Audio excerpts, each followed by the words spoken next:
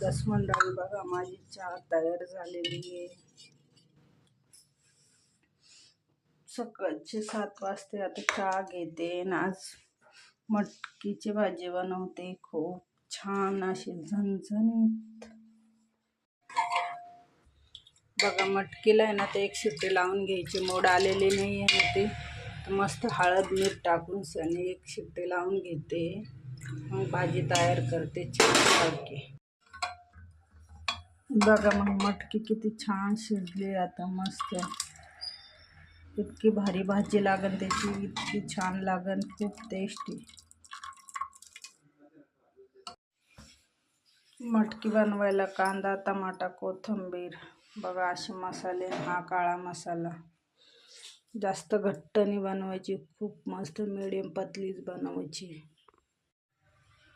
तेल तापले आता.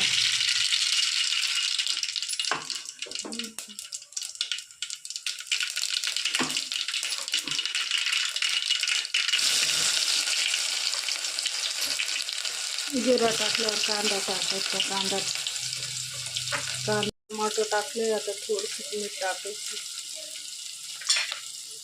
थोडं मीठ टाकल्याच्या नंतर 1 चम्मच अद्रक लसूणची पेस्ट टाकायची.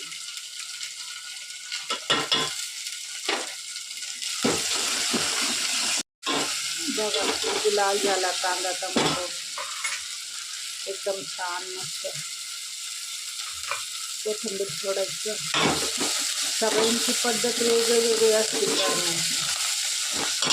कोणी कसं करतं, कोणी पण. आम्ही ना आता जसं म्हणून बघा किती भारी तेल सुटलं. एकदम मसाल्याला खूप छान अशी तरी आली मस्त पैकी.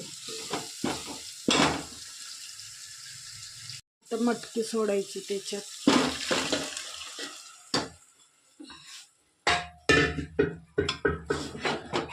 बघा किती छान मटकी सोडले. किती भारी दिसतंय ना, खूपच छान वाटते. त्याच्यासोबत नाही का बाजरीच्या ज्वारीच्या भाकरी पाहिजे, खूप छान लागतं खायला. बघा भाजी रेडी झाली मटकीची. आता मी पोळ्या बनवते, काही बाजरीच्या भाकरी बनवते छान. जेवढी मटकीची भाजी पतली असली तेवढी छान लागते मस्त खायला. जास्त घट्ट असल्यावर छान लागत नाही ती खायला. पतलीच करायची ती.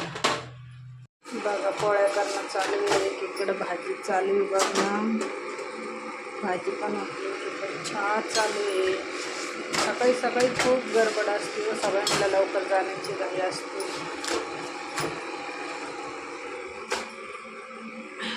किती का फटाफटा बनवा तरी